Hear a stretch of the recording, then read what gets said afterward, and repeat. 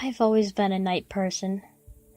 Even as a small child, I can still remember my stepmother affectionately referring to me as her little night owl when she'd wake me up to use the bathroom and find light pouring out from beneath my doorframe. This natural tendency towards my nocturnal wasn't particularly enjoyable during my school year, especially as I entered high school and was expected to reach my bus stop at 6 a.m. sharp. For somebody who got their second wind at around 11 p.m., it was incredibly hard to convince my brain to wind down and go to sleep rather than stay up all night going on my favorite internet forums, working on my old school Geocities hosted blog, or chatting the night away with internet friends I'd made on the other side of the globe.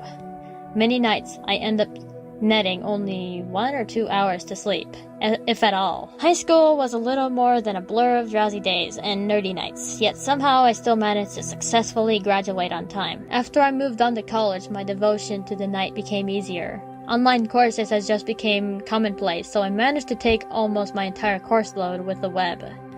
I got a job stocking a nearby grocery store overnight, and daylight became less and less of a familiar sight for me. When you live your entire life to the dark, it ceases to frighten you. My friends would ask me how I could manage to walk my dog at 4 a.m. without any fear, or if I didn't get a little spooked by how quiet my dorms and apartment buildings have always been as I went about my daily business.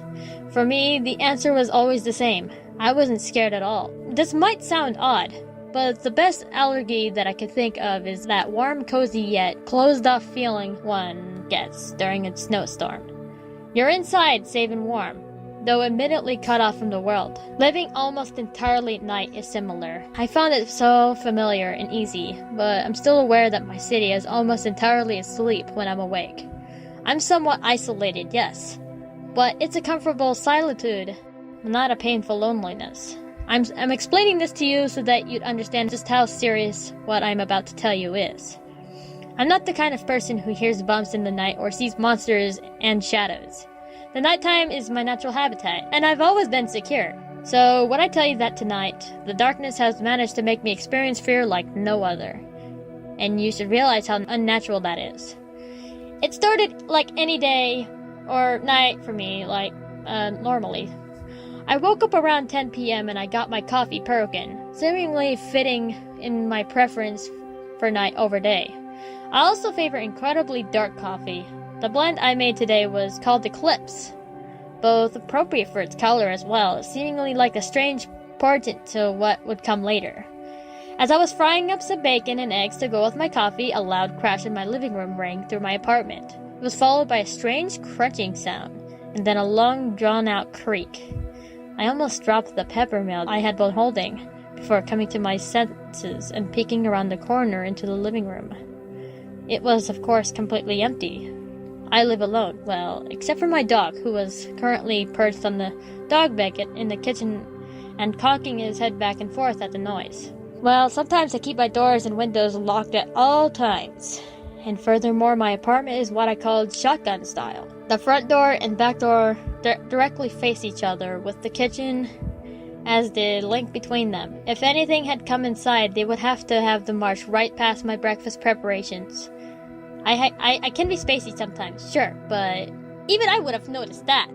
As I peered around my room, attempting to figure out what could have fallen and broken and caused this mysterious noise, I felt a strange sensation. It was as if someone had brushed past me, I'm sure that sounds incredibly by-rote ghost storyly, but it wasn't the cold and clammy touch that most people claim to feel. This was pleasantly warm, and the touch felt as if someone was gently rubbing the most luxurious plush velvet across my cheek. It was a strange conflict in emotions. The logical side of my brain was terrified by the combination of inexplicable noises, and how a seemingly ghostly presence, yet something about the touch felt so wonderful and safe. It was somehow nostalgic, actually. Like all good times, I had been staying up way too late and having fun during high school. The pleasure of a nighttime stroll with only my dog and my thoughts as company. The perversely satisfied feeling of seeing my neighbors having to scrape nighttime frost off of their cars in the morning while I was winding down to my day, and only I had to worry about which book to curl up with in bed. Somehow, this one touch embodied all those emotions at once. I was struck momentarily dumb, as my brain tried to work out exactly how to feel. But before I'd fully decide one way or another, I found myself turning around. The room behind me, where presence had seemingly been heading, seemed empty upon first glance, but something was definitely off. It took me a moment of staring to realize it, but when I did, a sharp spike of terror pierced my previously confused feelings. My window was open, and the curtains were flooding gently in the night breeze. This would be unusual in and out of itself, but that wasn't the part that had shocked me. Not only my normally robin's egg blue curtains suddenly new shade that seemed somehow darker than black, but when I looked past out the window, the moon was gone. The sky was complete, impenetrable, inky black. No moonlights, streetlights, or even light from within my apartment seemed to be reaching the world outside. The hazy moon that had been present when I had awoken had either somehow disappeared or had been completely eclipsed. The security lights have tended to go off if you even so much as look in the direction of the apartment buildings opposite of mine wasn't activating when I rushed to the window and tried to squint through the darkness. It wasn't so completely black that I couldn't even make out anything beyond my window. For the first time in my life, I experienced true horror. What was going on?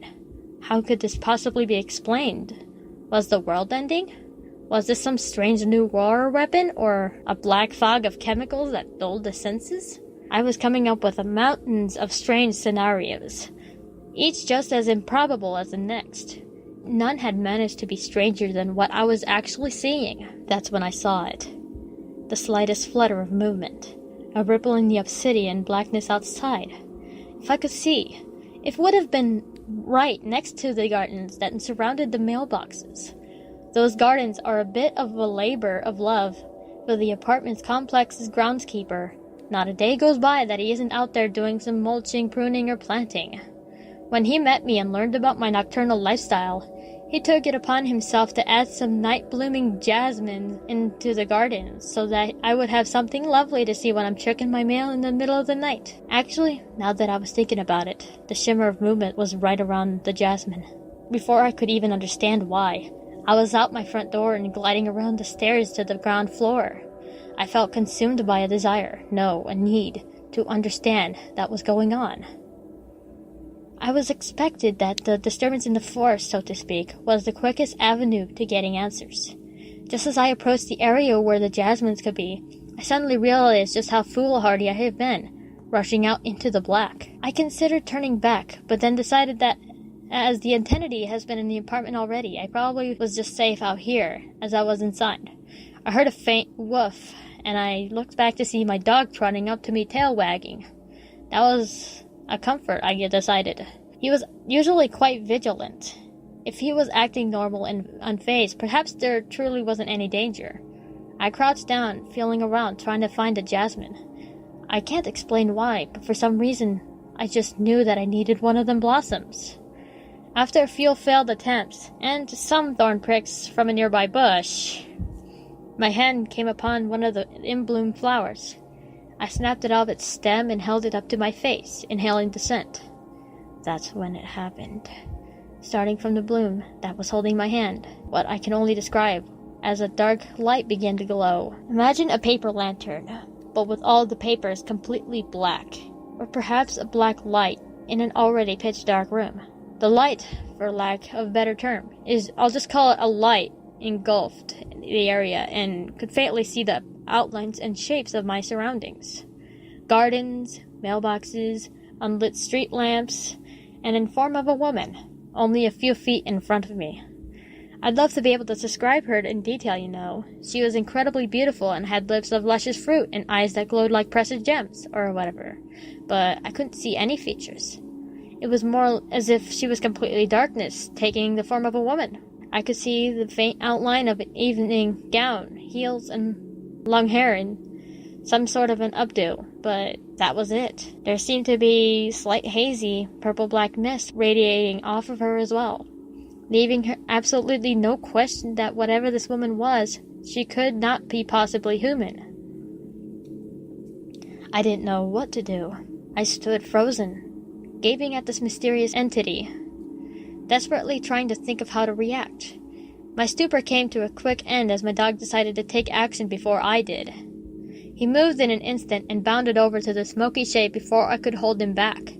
All the horror movies and stories that I absorbed over my lifetime flashed through my mind, as I reached out and tried to protect my faithful companion from the doom that had almost certainly earned. While the woman thing wasn't displaying any open aggression at the moment, this couldn't end well.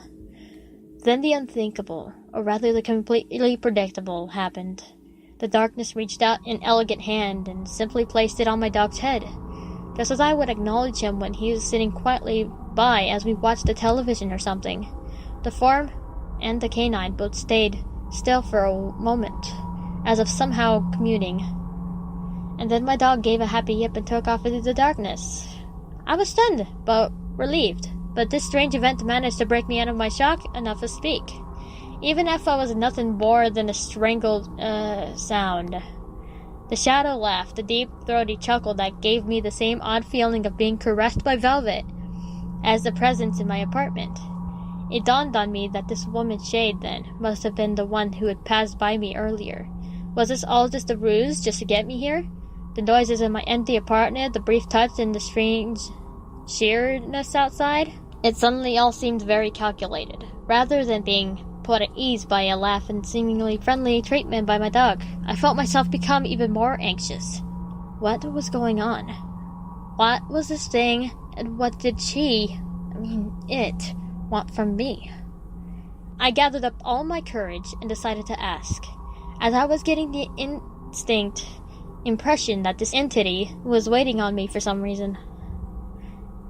If I didn't say something soon, my heart might give out before we stopped staring at each other. But for all my resolve, I could only manage to stutter out one single word. What? The darkness moved like liquid mercury, slipping immediately to my side. Those elegant shadow hands once again reached out, this time to gently cup my face. When the answer came, I heard it both out loud and deep within my brain, as if the shade was speaking to all my senses at once. It was an incredibly unsettling feeling, but not more so than the answer I received. You don't understand yet? Small one, we have lived as close as lovers for our entire life. Your companion knew me from the moment I arrived, and greeted me as such. Do you truly not recognize me? At that moment, I once again felt that rush of nighttime nostalgia, the constant awareness and acceptance of my solitude, the joy of utter freedom born of having the night to myself, the warmth and comfort of normally nightly habits, as a rush of fondness I felt as I talked to the far-flung friends by a glow of monitor, the quiet companionship as I walked under the stairs with my dog. It was just like before, but this time I understood what the velvety touch was trying to convey. I looked at the mist woman and saw the relationship that I have convolting in my entire life. Because what did I love more than the night itself? Ah, you see now, the voice echoed. You are correct. I am night itself. I am the one you have dedicated your entire life to serving. I have come, dear one, to protect what was mine by right. Wait a minute. I found myself thinking at the voice. I don't understand what you mean by that. Collect what is yours? Serve you? You're making it sound like I'm some sort of sacrifice in an ancient cult to Nyx or something. I cut myself off and tried to think through the increasingly foggy, sleepy feeling that was encroaching upon my brain. Whether it was from her touch or from that increasingly heavy, sweet smell in the air, I was starting to feel a bit drugged. Everything's trying to make me feel at ease and safe, but I can't shake this deep cold fear at the bottom of my stomach. Something isn't right, but all I can sense is the thick floral scent, and I'm starting to feel that pleasantly drowsy sensation you get from too many antihistamines. And when did I get in my bed? But I'm in my pajamas and my dog is curled up next to me and the heater's on and it's so warm and cozy and I'm just so sleepy, and maybe it's just a nice nap in these dark velvet blankets will help me remember. Because I'm trying to remember something. And that jasmine and scent sure is so nice, and everything is so comfortable, easy, sleepy. As I snuggled into the covers, I felt something fall from my outstretched hands, and suddenly here I am. I'm wide awake and aware that I'm outside, almost completely enveloped in the shadow. The jasmine lantern is on the ground at my feet, and it seemed that dropping it has broken the spell. I scramble backwards, kicking pointlessly at the wisps of black smoke that are still curling around my legs. Tch! Such a rebellious child. I hear Nyx's voice, but this time it's not in my head. She's speaking out loud. I have to admit that I wasn't expecting you to resist. After all, your worship, with me, with every facet of your life, it's only natural that you return to me. Why do you fight? I sense true puzzlement in her question, not malice. I shake my head. It's true that I have enjoyed living with you, but that's just it. I've enjoyed living. I don't understand. Why are you trying to take me? What prompted this? I don't want to die. I shouted the last part, trembling as I realized just how truthful my plea just now was. Oh God, please let me survive this. Nyx examines my face, and somehow I get the feeling that she is frowning at me. But it's impossible, dear one. You belong to me. I've left too much of a mark on you. Can you even remember last night that you saw daylight? I shake my head. It's true. It's probably been years since I've seen the sunshine, and I've never found it particularly troubling. That's not vitamin D or supplements are for, right? It has been precisely 3 years that you live in a complete darkness. 3 years that you dedicated yourself completely to me. Forsaken Hemera in every way. You've reveled in my presence these past 3 years. I have felt your adorations calling to me. You've even presented me with flowers from my own domain as an offering, she stated as she paused to pluck one of the jasmine blossoms. I watched her raise the flower up to her face and smiled as she inhaled its heady, thick floral scent. After a moment, she lowered the petals and continued. Tonight is the night that I am allowed to officially claim you as my child and take you home. You're saying that you did not intentionally follow this rite? I'm sorry to say, it cannot be reversed now. As I've said, you are mine, and I have come to collect what belongs to me. I am so focused on her words that I don't even realize at first that Nyx has once again begun to envelop me in her shadows. I let out a small gasp and turned to run, only to have my arm gripped by a wreath of black mist. You still do not understand, child. It is not a matter of some malevolent desire on my part. I simply cannot allow you to remain in this plane for fear of what will become of you. You are mine, and this means you will cease to exist if you allow Hemera's day to catch you. If you want to be saved, you must allow me to take you. There is no alternative. I am chilled to the bone by her words. If she's saying what I think she's saying, I am in an impossible situation. It's either allow her to collect me and seemingly let my individual consciousness slip away if what happened before was my indication, or cease to exist entirely once dawn's light hits. In my embrace, it's true that you will cease to be an individual entity. You will become the night itself. Is that truly so bad? Is it really worse than the decay that we'll meet you when Hemera awakens? It's hard to accept. Part of what I loved about being alone at night was the sheer freedom I often felt.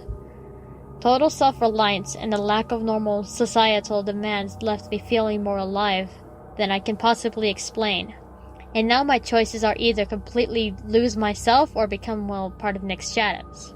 I assume, or to cease existing entirely. Is there even any difference between the two?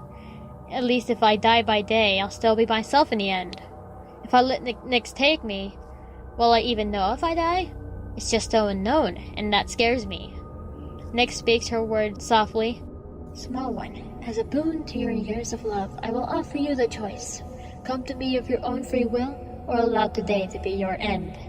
This is my mercy to you. I warn you though, Hemera approaches. You have but a few minutes to decide. As she says this, I see the faintest glimmer of light in the horizon. Nick speaks the truth. Dawn is coming, and I have only a few moments left. I feel the tears begin to fall, and a wisp of satiny smoke whisks them away, then quickly recedes, as if Nick was a mother trying to decide between consoling her weeping child or letting them handle their sorrow as an adult. In some form or another, I am about to die. I raise my hands and attempt to determine the nod. I will face this all my strength that a human must muster. My decision has been made. I know that I don't have to bother vocalizing it. I'm dealing with goddesses after all. I'm sure they can sense the revolve in my heart. Nick smiles, and I reach my end.